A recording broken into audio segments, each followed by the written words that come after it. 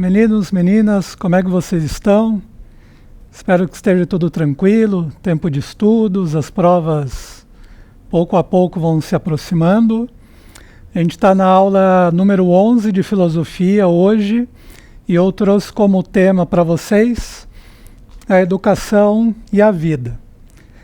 Essa aula ela tem uma coisa especial na medida em que eu vou abordar uma filósofa brasileira, viva, contemporânea, tem uma presença muito grande nas redes sociais, YouTube, em faculdades, palestras, então é muito fácil de vocês encontrarem várias referências e falas dela para compreenderem um pouco aquilo que a gente vai conversar hoje, né?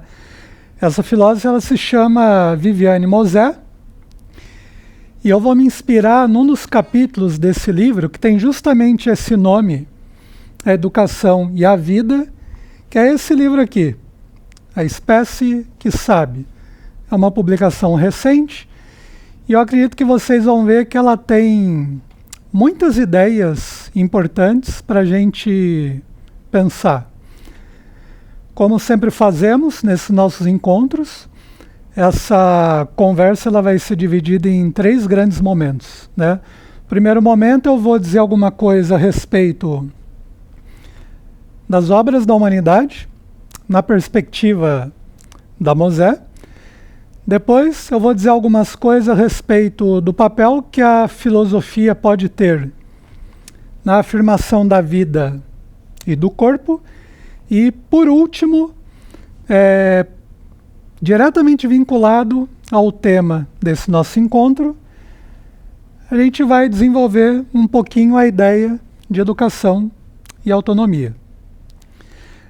Ao final, como eu sempre faço, vou fazer uma leitura de um trecho do livro da Mosé, que me parece muito significativo para esse nosso diálogo, e aí a gente encerra esse nosso encontro. Então, venham comigo para a gente começar uma discussão a respeito desse tema que é muito importante. A primeira ideia importante que a Viviane Mosé nos coloca é a maneira como é necessário nos relacionarmos com as obras que a humanidade cria.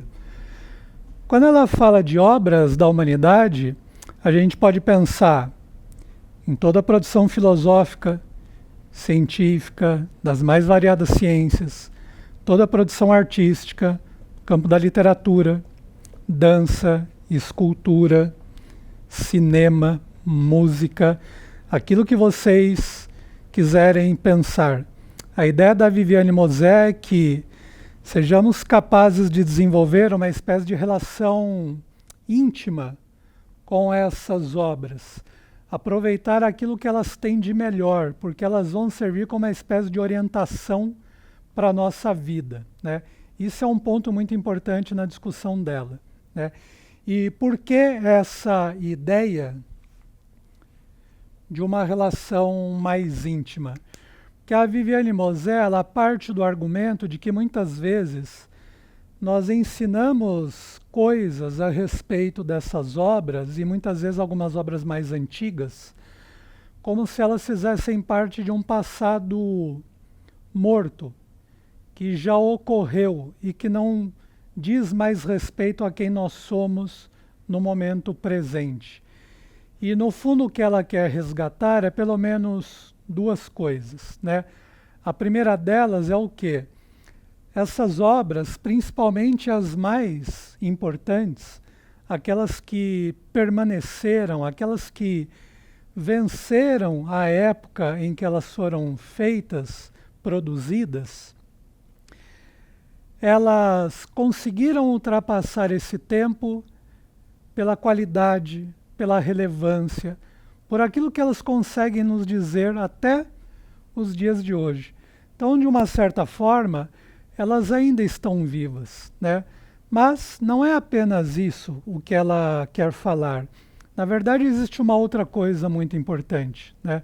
Que é justamente a ideia de que cada um de nós, de uma certa forma, precisa se ver como alguém que tem um papel importante nessa história, na produção dessas obras, na apreciação dessas obras, né?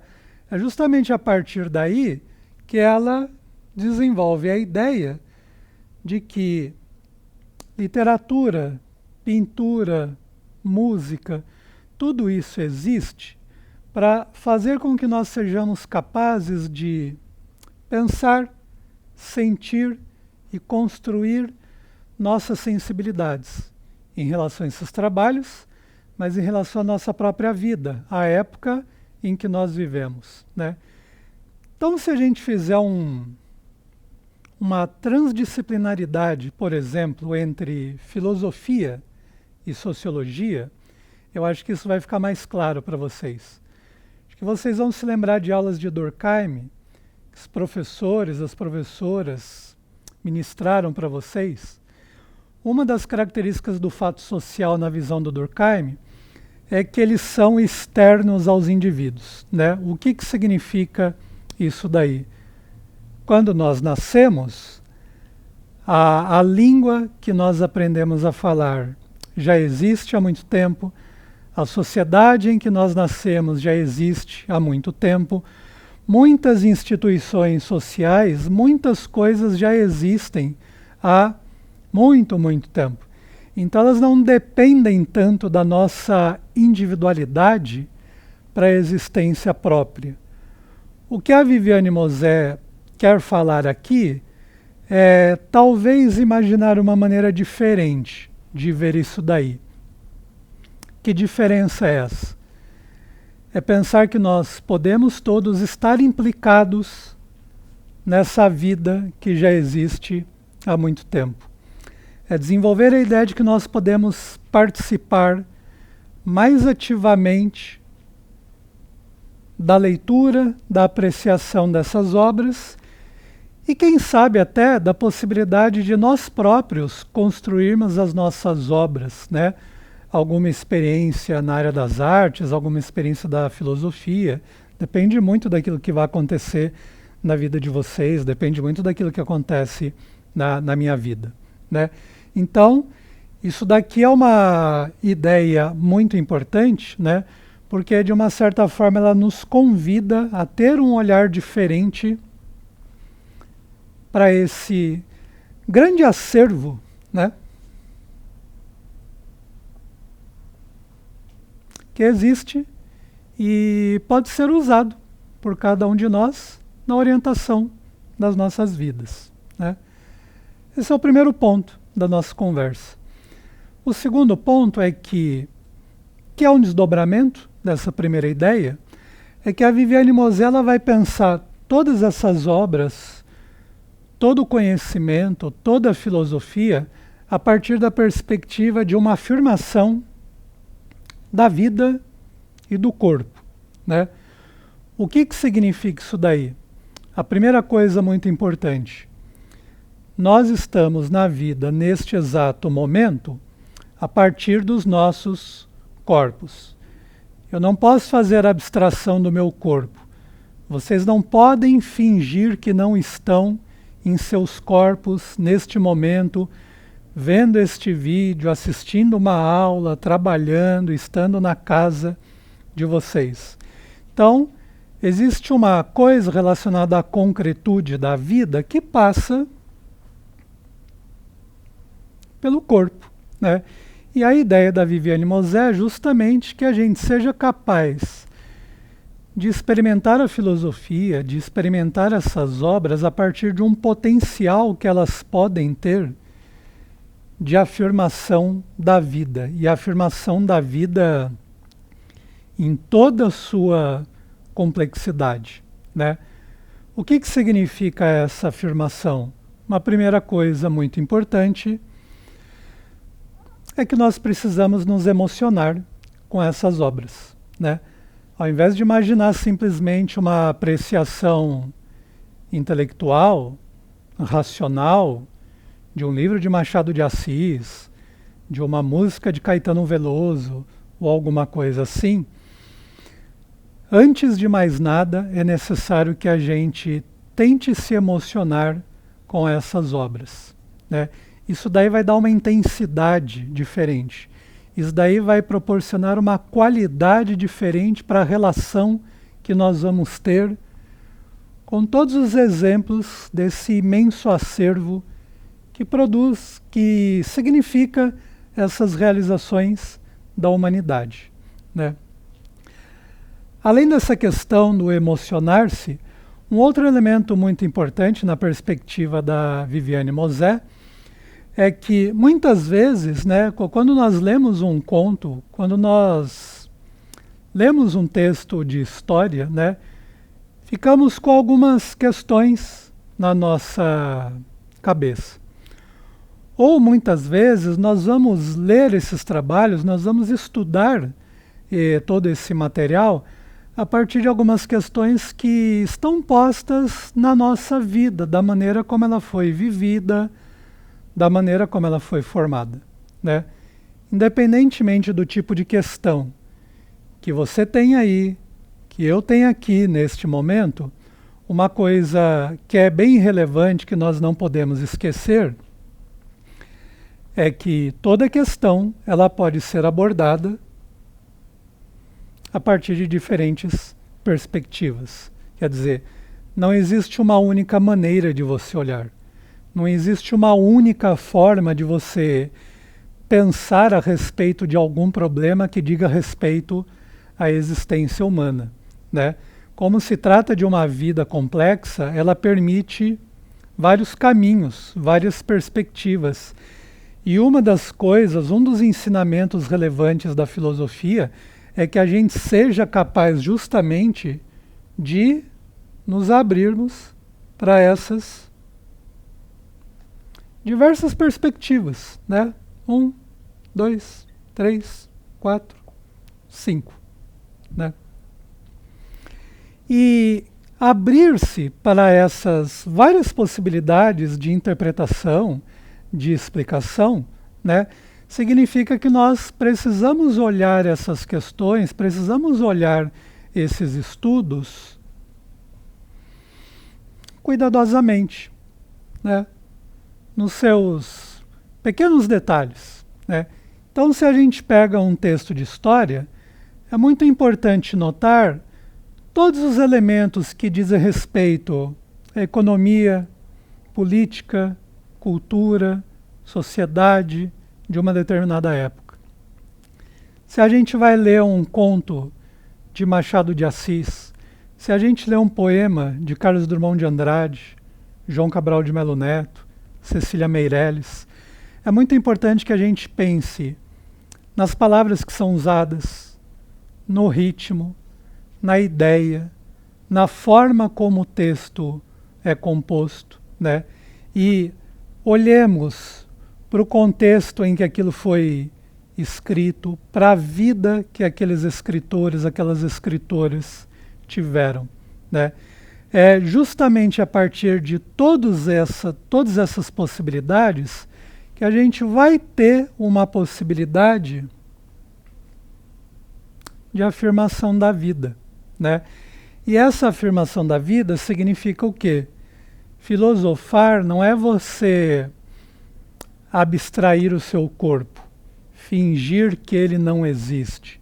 Pelo contrário, você pensa com o seu corpo, com as suas memórias, com as suas vivências, e tudo isso daí enriquece a maneira como a gente olha para a filosofia e para tudo isso que vocês estão estudando para um momento de vestibular, para uma prova, um vestibulinho que vocês vão fazer, né? E a partir disso daí, a gente pode passar para o terceiro momento da nossa discussão, que é justamente a relação entre educação e autonomia, né? O que eu quero dizer com isso? O que a Viviane Mosé quer dizer quando ela tenta ver essa relação aqui entre essas duas coisas que são muito importantes? A primeira delas é que, na hora em que a gente pensa na relação entre um filósofo e as pessoas que conversam com ele, na relação entre um professor e os alunos e alunas que ele encontra em sala de aula, é muito importante que esse professor, professora, o filósofo ou uma filósofa, seja capaz de criar condições para que o aluno seja o seu próprio educador, né? O que significa isso? Que quando a gente pensa nessa relação, ela é uma relação ativa, ela é uma relação dinâmica, né? O professor não é a parte ativa e o aluno fica passivamente recebendo tudo aquilo que está sendo transmitido. Não é essa a ideia. A ideia é que, no fundo, entre o professor e os estudantes, existe uma espécie de diálogo. E a partir desse diálogo, é muito importante pensar que esse estudante ele deve estar implicado na sua própria educação. Ele precisa estar envolvido na sua própria educação. Ele precisa ser o seu próprio educador. Então a gente relativiza um pouco o papel do professor, que não é alguém que traz um conhecimento como quem coloca uma caixa e um pacote e deixa para alguém. Conhecimento é uma coisa viva, né? E o professor, muito mais, ele é um orientador, um instigador, alguém que propõe algumas perguntas, algumas situações e cria condições para que o aluno tenha uma liberdade de pensar a respeito daqueles problemas que foram colocados. Imaginar a filosofia dessa maneira, imaginar essa relação entre educação e vida, é uma maneira de pensar que os alunos, no fundo, eles são capazes de desenvolver aquilo que a gente chama de uma autonomia intelectual e moral, né? O que é essa autonomia? É você ser capaz de olhar para a vida, fazer uma ponderação dos valores, das possibilidades de existência, de tudo aquilo que nos é oferecido e ser capaz de escolher, de pensar aquelas coisas que parecem mais relevantes para cada um de nós, para que a gente consiga construir uma vida que tenha uma orientação ética e ao mesmo tempo tenha uma orientação intelectual, né? Uma orientação ética no sentido de pensarmos sobre nós mesmos, sobre aquilo que nós queremos, como queremos orientar a nossa vida, mas ao mesmo tempo pensar nas mais diversas formas como nós nos relacionamos com as pessoas que estão ao nosso redor, né? Isso é um elemento muito importante desse tipo de abordagem. E aí, uma das consequências dessa forma de se pensar a filosofia é que a cultura é algo que está vivo, né? Não é algo morto, uma espécie de arquivo que está num passado muito distante. Não, ela tem uma vida, né?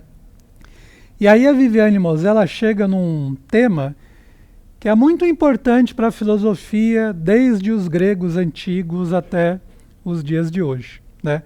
Que é o problema da linguagem, a maneira como nós usamos a língua, a maneira como nós pensamos a língua como uma forma de se fazer filosofia. E aí ela quer destacar a língua materna.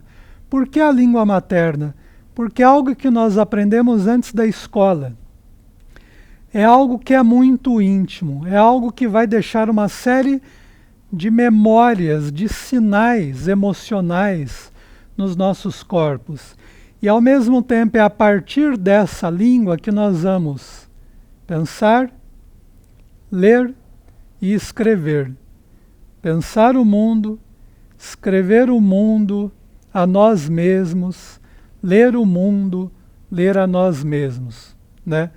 Mas não só isso, não é simplesmente uma capacidade de você usar palavras como nós usamos no cotidiano. Na verdade, o convite que ela nos faz é a partir da mais variada gama, né, o mais variado conjunto de textos, de expressões linguísticas, né, na literatura, na música, em outras formas de arte, a ideia é que a gente seja capaz de não apenas falar aquela linguagem convencional do dia a dia, mas que a gente se abra para todo o potencial que a língua nos oferece, do ponto de vista de escrita, de invenção de palavras, de articulação de palavras, para dar conta da vida, para dar conta desse desafio de pensar o mundo, de pensar a nós mesmos, né?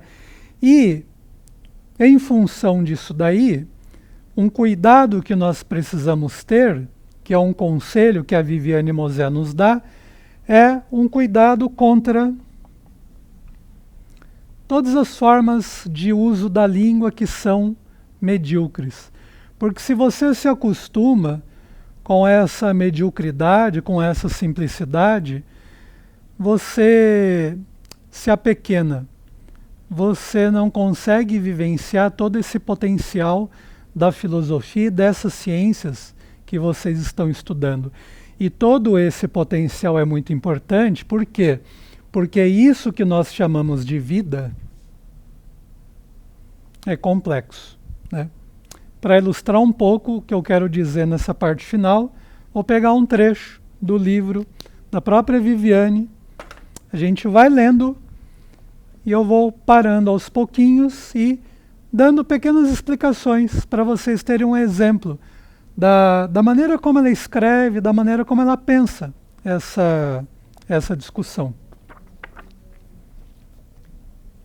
E ela diz assim, ó: torna-se urgente retomarmos a difícil complexidade que é viver, pensar, criar, conhecer.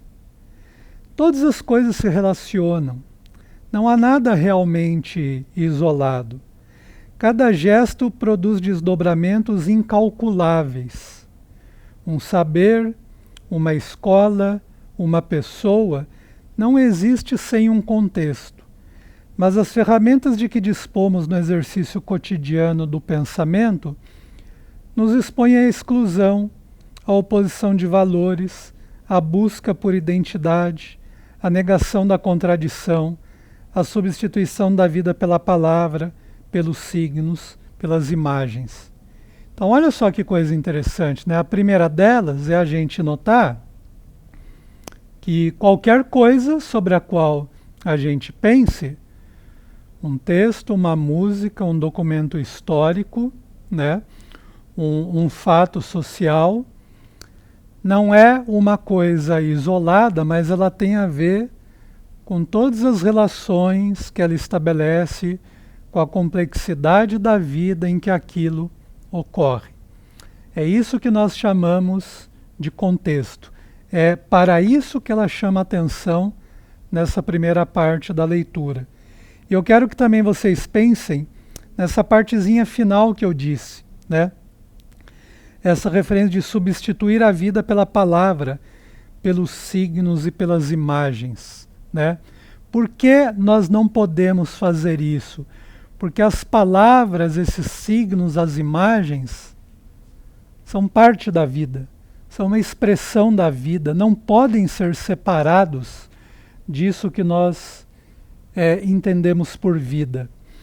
Se a gente conseguir isso, o texto não é apenas um texto, mas é uma coisa que pulsa, é uma coisa que vive e é uma coisa que nos emociona, como eu coloquei aqui. Vou continuar a leitura.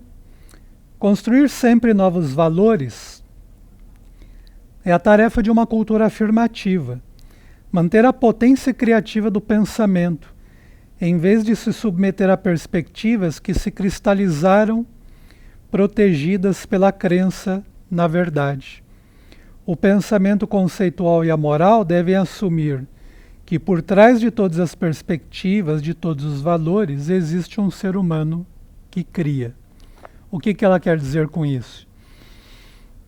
Se a vida é movimento, se a vida sempre se transforma, Se existem outros desafios da vida, nós precisamos reinventar os valores. Nós precisamos reinventar um conhecimento a respeito da realidade. Nós precisamos nos implicar nessas coisas. Daí essa ideia de que estar vivo é principalmente exercitar esta criatividade, que não é apenas uma criatividade na vida, mas é você ser capaz de criar a sua própria vida como uma vida única, como uma vida aberta a essas transformações que acontecem no mundo, que acontecem na existência. Essa era a aula que eu tinha para hoje. Se vocês tiverem alguma dúvida, podem perguntar para o seu professor, sua professora, podem me procurar lá no CASD, nos períodos de plantão. Espero que tenha feito sentido para vocês. Obrigado pela atenção. Até a próxima. Até mais, gente.